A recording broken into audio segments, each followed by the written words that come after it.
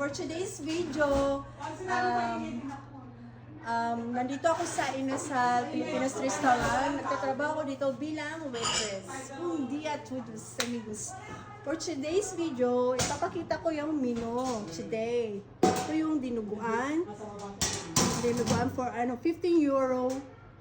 Buffet na po yan with drinks. Bupis. Gulay.